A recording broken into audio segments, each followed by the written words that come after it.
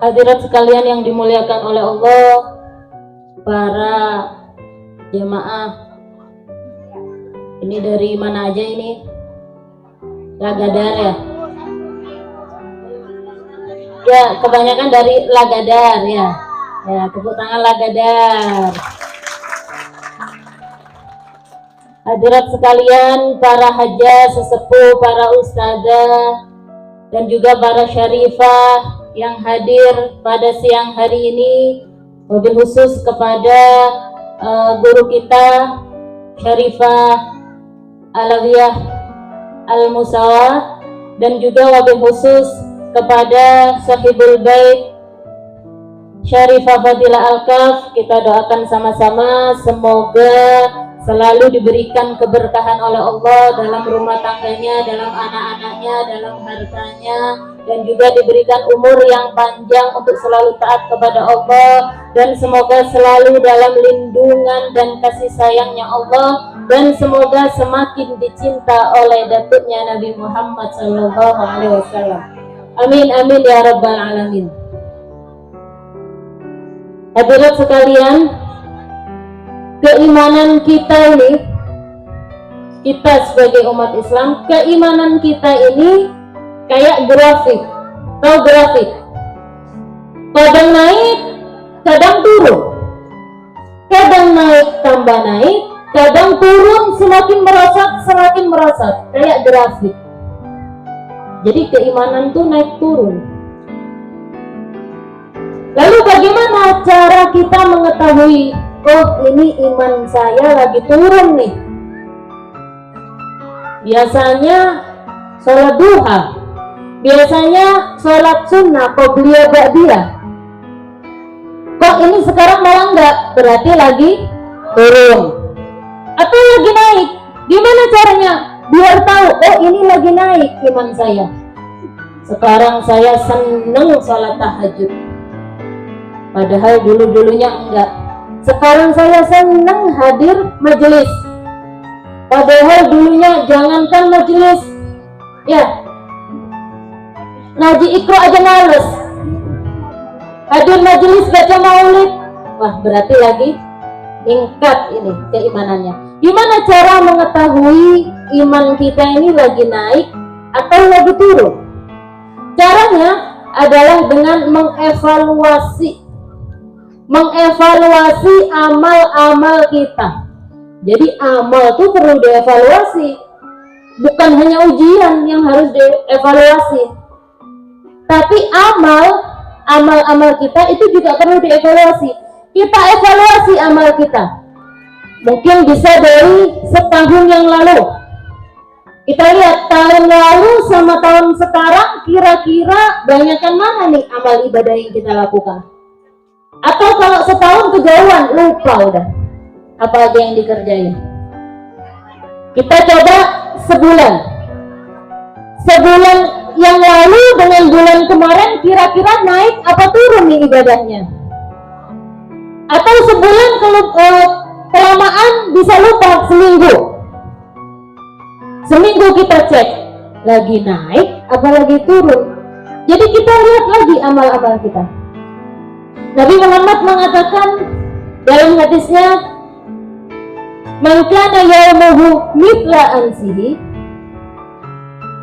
barang siapa yang hari ini sama kayak hari kemarin, fahuwa maubunun, maka dia adalah orang yang bodoh. Hari ini sama kayak hari kemarin, ibadahnya sama, gak ada peningkatan. Hari ini gak pernah sholat qobliyah ba'diyah, kemarin juga sama, gak pernah sholat qobliyah ba'diyah, sama, ibadah gak ada peningkatan. Kata Nabi, dia adalah maubunun, orang yang bodoh. Ini Nabi loh yang ngomong, bukan saya. Kemudian lanjutannya, faman kana yaumuhu syarran min amsihi fahuwa mal'unun. Barang siapa yang hari ini lebih jelek daripada hari kemarin jauh lebih baik. Kemarin sempat sedekah ke anak yatim misalnya, tiap minggunya atau tiap bulannya.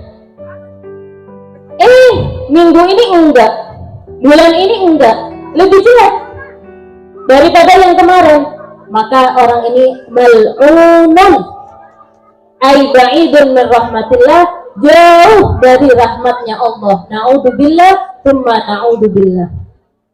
Jadi orang yang ibadahnya merosot, yang asalnya udah bagus, udah naik, tiba-tiba malas, ini mal'un, dilaknat, jauh dari rahmatnya Allah.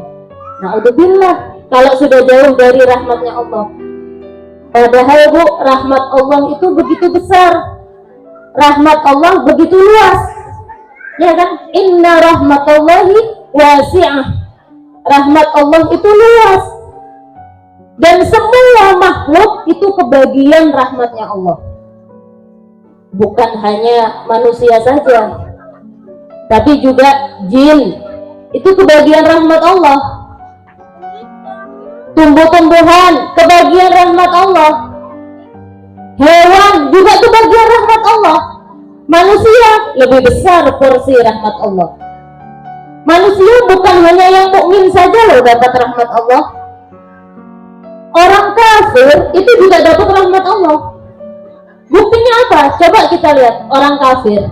Kafir itu kan mensekutukan Allah. Dosa terbesar itu adalah asyirku billah, syirik kepada Allah, menyekutukan Allah, itu dosa terbesar. Dosa apapun itu insya Allah bisa diampuni oleh Allah kecuali syirik. Tapi orang kafir lihat, tiap malam tidur dengan enak, kasurnya empuk, nggak kepikiran besok makan apa, ya kan? Orang kafir bisa pelesiran ke sini, ke luar negeri, jangankan dalam negeri, luar negeri loh sudah dicoba semua. Ini yang di sini, jangankan luar negeri, luar Cimahi loh jarang. Kelihatan muka-muka kurang healing, mukanya merengut aja ya, kurang healing. Orang kafir luar biasa, ya bisa kemana-mana. Itu karena apa? Padahal mereka hitungannya per detik ya udah dosa, udah syirik kepada Allah. Karena apa? Karena luasnya rahmat Allah. Apalagi ke umatnya Nabi Muhammad, porsi rahmat Allah itu jauh lebih besar diberikan. Dan rahmat Allah itu Bu, jadi rahmat Allah itu yang diturunkan di muka bumi, yang dibagikan kepada seluruh hambanya, kepada seluruh makhluknya, bukan hanya hambanya saja, tapi makhluknya, kepada jin, manusia, tumbuhan, hewan, itu cuma satu rahmat Allah. Yang 99 disimpan, nanti di akhirat akan diberikan. Makanya kita yang doa-doanya jarang dikabulin di dunia, nggak usah khawatir, nanti di akhirat akan diganti sama Allah. Dan itu salah satu rahmatnya Allah yang ada di akhirat. Jadi rahmat itu ada rahmat yang umum, ada rahmat yang khusus. Rahmat khusus. Dan rahmat khusus ini nggak diberikan di dunia, disimpan nanti di akhirat. Tapi ada orang-orang pilihan yang dikasih rahmat khusus sewaktu di dunia.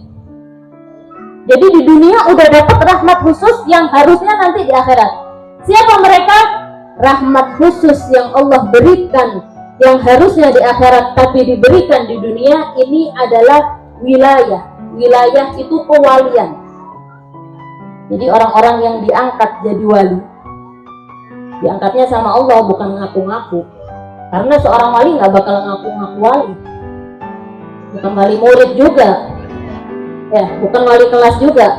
Wali itu adalah orang yang mendapatkan rahmat khas dari Allah, yang harusnya nanti di akhirat dikasih, di dunia udah dikasih. Makanya di doa maulid itu ada ya, Allahumma inna lana atma'an fi rahmatikal khasati fala tuhrimna. Ya Allah, kami ini sangat kepingin, ya, di doa maulid Sintudural, kami itu kepingin mendapatkan rahmat khasmu, rahmat yang khusus darimu, maka jangan engkau halangi kami. Ya, rahmat yang khusus hanya diberikan kepada orang-orang yang khusus, yaitu berupa wilayah, kewalian. Jadi orang yang ibadahnya merosot terus itu Bu, akan jauh dari rahmatnya Allah. Dan rahmat Allah itu bukan hanya berupa ampunan saja kalau di dunia ya. Rahmat Allah itu bisa berupa kesehatan, bisa berupa kasih sayang Allah. Kasih sayang berupa kita diberikan anak-anak yang soleh, anak-anak yang nurut. Itu salah satu bentuk rahmat Allah. Kita dilancarkan, usaha kita dilancarkan, kita diberi kemudahan ibadah. Itu salah satu bentuk rahmat Allah yang ada di dunia. Nah, kalau ibadah kita merosot terus, kita akan jauh dari semua itu. Diijabahnya doa itu salah satu bentuk rahmat Allah. Makanya kita introspeksi diri. Kenapa ya amal saya ini kok merosot? Nah, apa ya yang salah dari diri kita? Dan kuncinya, jangan pernah merasa cukup dengan ibadah yang kita lakukan. Jangan pernah merasa kalau ibadah yang kita lakukan itu sudah sempurna. Saya ini Masya Allah misalnya, saya ini tiap Jumat sedekah ke 10 masjid misalnya. Udah, saya ini luar biasa, tiap malam selalu tahajud. Sholat qobliyah, ba'diyah gak pernah ninggal. Sholat duha nggak pernah ninggal. Ini dalam hatinya dia ngomong seperti ini. Dia merasa ibadahnya sudah sempurna, sudah cukup. Nah, orang yang merasa ibadahnya sempurna, maka ini akan semakin merosot. Tinggal tunggu tanggal mainnya. Dijamin, pasti lama-kelamaan dia akan males. Udahlah, yang asalnya 10 masjid, udah 5 aja lah dulu. Kan kemarin-kemarin udah 10. Gitu, karena merasa sempurna sudah ibadahnya. Udah nanti aja lah sholat qobliyahnya, kemarin-kemarin kan udah sering, masa sekali mah gak apa-apa gitu. Makanya ke diri sendiri tuh ya, jangan pernah merasa cukup dengan ibadah. Kita itu harus memandang dengan diri kita sendiri itu dengan mata yang suudon. Tahu suudon? Apa? Hah? Berburuk sangka. Jadi kita ini Bu ya, ini kuncinya ini. Kuncinya biar iman kita ini bisa naik, biar ibadah tuh gak males. Ibadah apa aja, gak hanya sholat, ibadah apapun.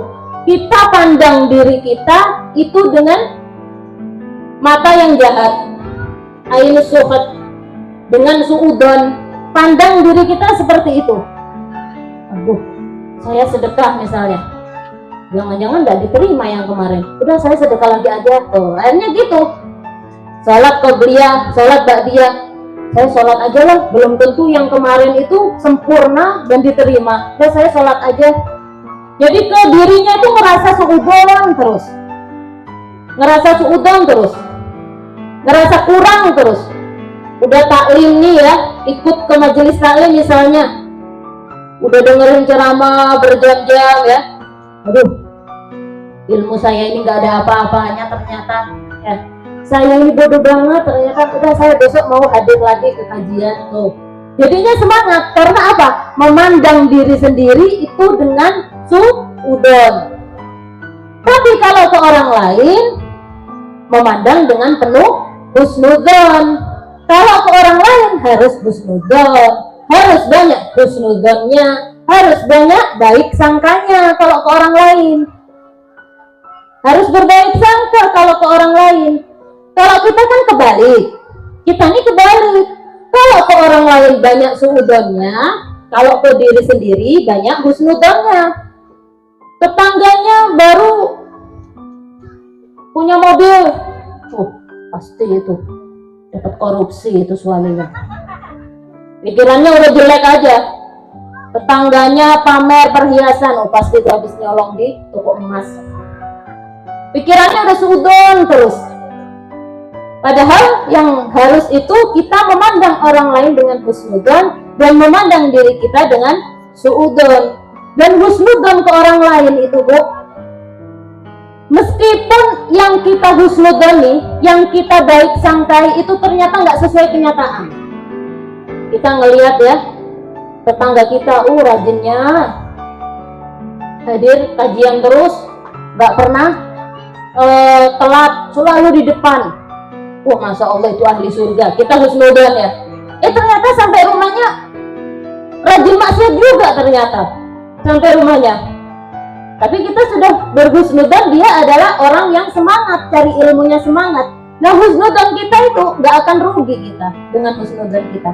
Kita akan mendapatkan pahala dengan baik sangka kita. Dengan husnudzon kita akan dapat pahala. Meskipun yang kita husnudzoni itu salah. Ini ada satu cerita, kejadian nyata ini. Ini nggak apa-apa ini. Jam berapa ini? Masih mau dengerin nggak? Ini ada satu cerita di Jazirah Arab beberapa puluh tahun yang lalu, anggap aja 100 tahun yang lalu. Tapi ini kisah nyata. Di Jazirah Arab ada perang. Ada perang sehingga banyak orang yang anak muda-muda yang ingin ikut perang. Kemudian ada satu orang pemuda, anggap usianya 27 tahun. Dia ini punya pekerjaan. Pekerjaannya adalah nyolong atau mencuri. Bukan pekerjaan itu ya. Nyolong rumah orang. Suatu ketika, ini udah jadi kebiasaannya, nyolong di rumah orang. Dia pas mau nyolong, ternyata kepagian. Jam 9 udah keluar. Zaman dulu gak ada lampu. Ngelihatnya langit. Ternyata mendung. Dikira udah jam 1 malam. Namanya orang nyuri masa ada jam 9. Ternyata dia kepagian nyurinya. Akhirnya dia keluar. Loh, kok masih banyak orang ya? Ternyata kepagian. Manusia kok pada belum tidur ini. Masih banyak yang di luar. Kemudian dia keroncongan perutnya.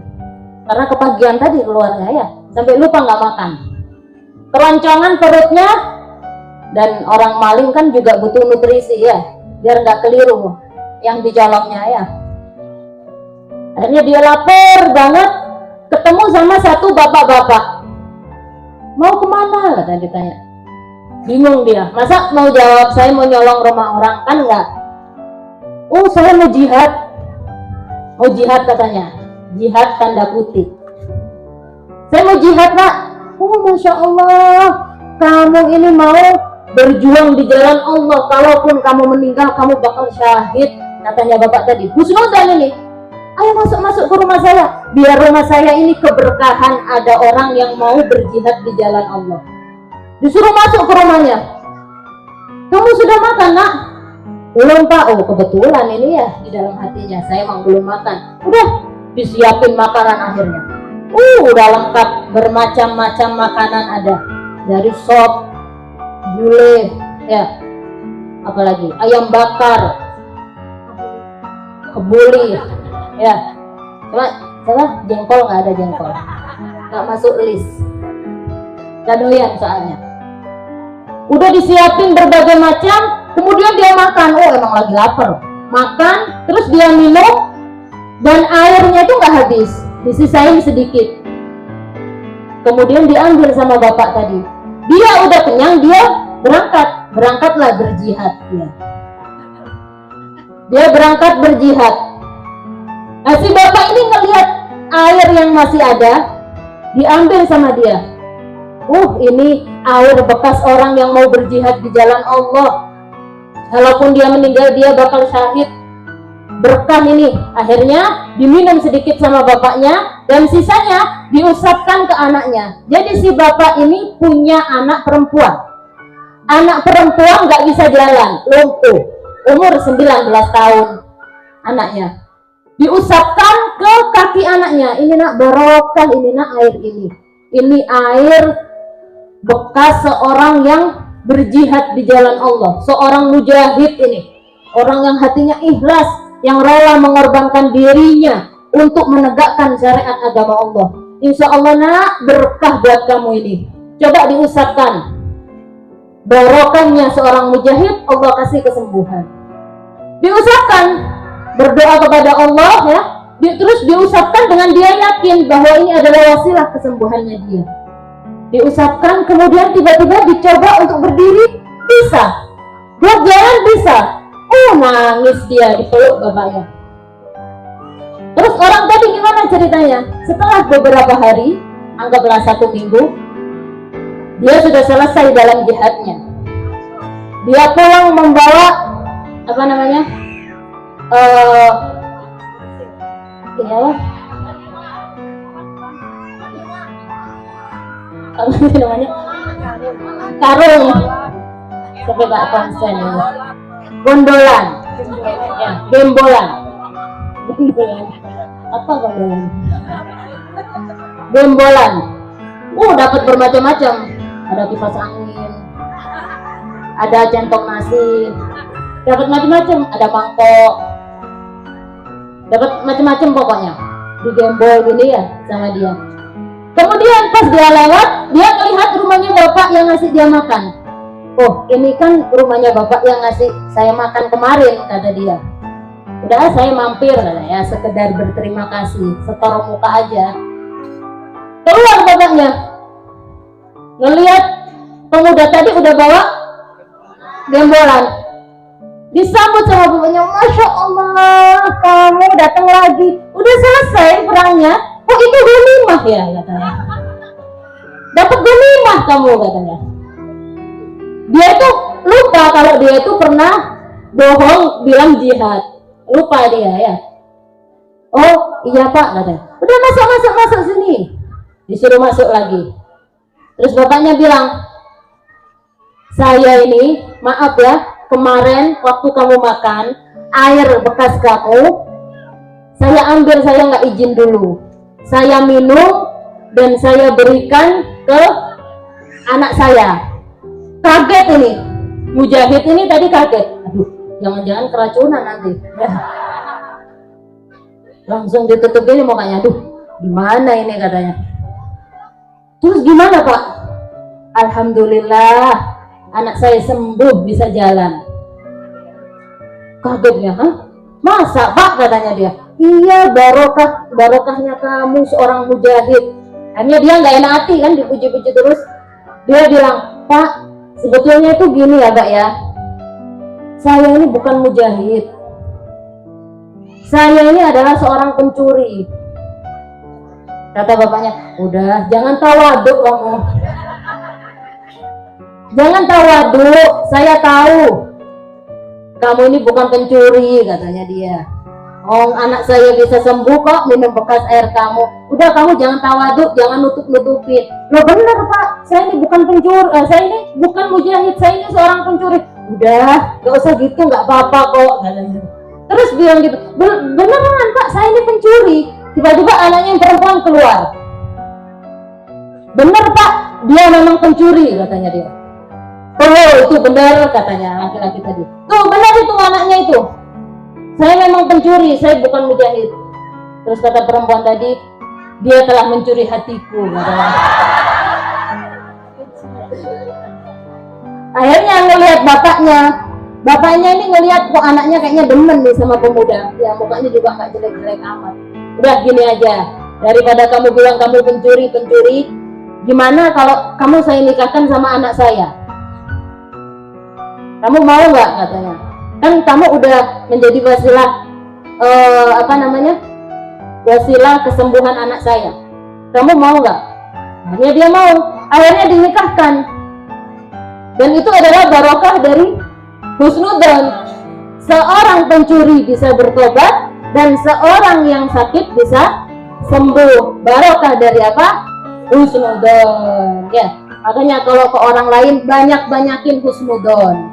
Ya, suudzonnya dikurangin. Husnudzon kita tidak akan pernah rugi kita berhusnudzon, karena kita akan mendapatkan pahala dari husnudzon kita meskipun yang kita husnudzoni tidak sesuai dengan kenyataan. Ya. Kalau ke diri sendiri tatap dengan suudzon. Curigai diri sendiri nih. Terus curigai diri sendiri.